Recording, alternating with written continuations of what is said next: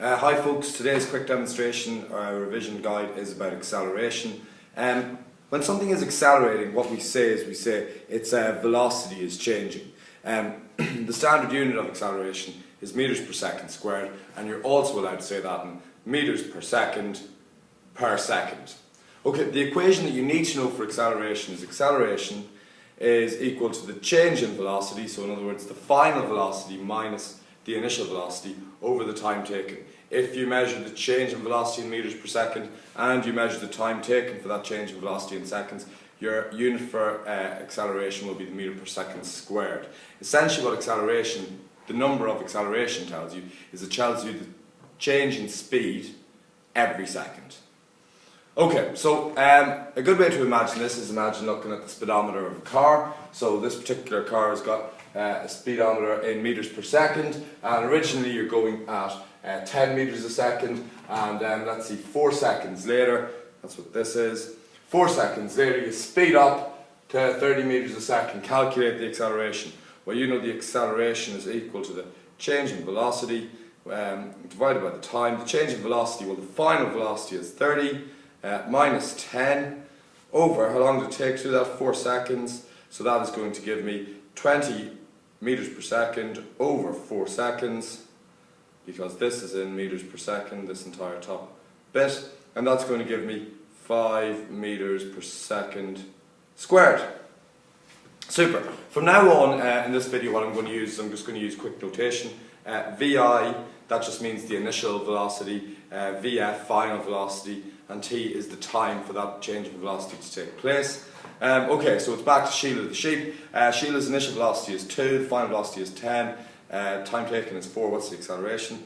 Easy. Its change in velocity is going to be 10 minus 2 all over 4, which is equal to 8 over 4, which equals 2, and everything is in the standard unit, so it's meters per second squared. Easy. Sheila again, what's the acceleration? Well, the final velocity, so what's happening here in Sheila is slowing down. So she's originally going quite fast and then she slows down. It's still an acceleration. So the final velocity here is 4, minus the initial velocity is 16, and that is all over 3. So 4 minus 16, that equals minus 12 all over 3, and that will give me minus 4 meters per second squared. So here's an example of a negative acceleration, and the negative just in this case tells me that the sheep, Sheila, is slowing down. Okay, so in this example I'm going to show you, so Sheila was originally going in the positive direction, and her final velocity is in the negative direction. In other words, she's maybe got some velocity of 3 meters a second in this direction, and then she accelerates and she ends up going in this direction. What is the acceleration? Well, you just apply the equation again.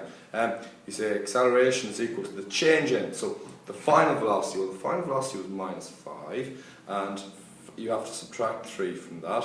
So, and then that was all over 2, so minus 5 minus 3 is minus 8 over 2, and that equals minus 4 meters per second squared. Now the minus there is really just telling you that if she was originally going this way, her velocity is changing in this direction.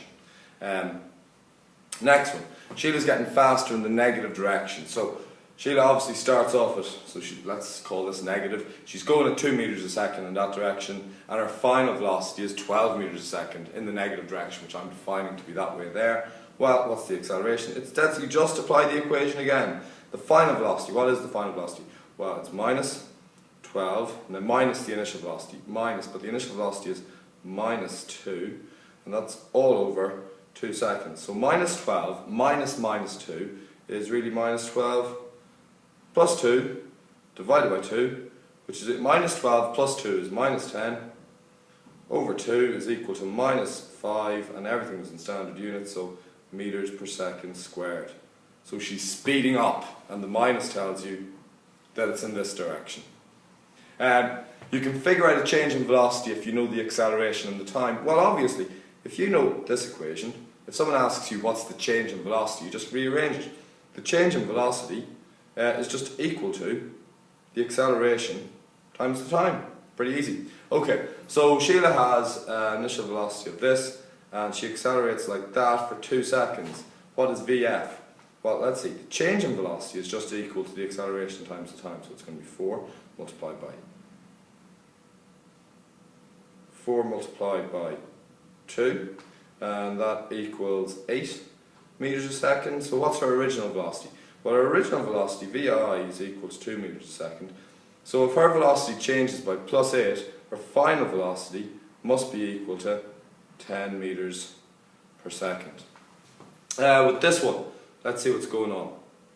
Well, the acceleration is minus 6 and the time is 3. So let's see, the change in velocity is going to be minus 6 times 3 is equal to minus 18 meters a second. So that's what the change in velocity is going to be. So what's our original velocity? So our original velocity, or our initial velocity, is minus 2. And minus 2 has to change by minus 18. So that's going to give me a final velocity of minus 20 meters a second. Let's see, what about if the initial velocity and the acceleration are not in the same direction? Okay, so originally, we're going to say this is the positive direction, so Sheila was going in this direction with a velocity of, or with a speed of 4 meters a second. So if the acceleration is minus, so the acceleration is in this direction, well, we just apply the rule again. It's pretty simple. We say, okay, well, the change in velocity is just equal to the acceleration times the time. The acceleration is minus 2, multiplied by the time is 3. So the change in velocity is minus 6 meters per second. So originally, Sheila was going this way, but our velocity is going to change by minus 6. So our final velocity is actually going to be minus 2 meters per second. And what does that mean? Well, the minus, it tells you that's going in the negative direction, which we said is this direction, and the number just tells you the speed.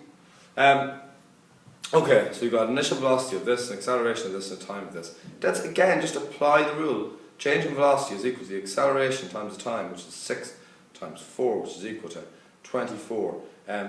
The initial velocity is equal to minus 3. If minus 3, so originally Sheila was going this way, but her velocity is going to change by plus 24, so that means the final velocity is equal to 21 meters a second. The positive number indicates that it's in this direction, and the actual number gives you the speed. And that is the end of the lesson.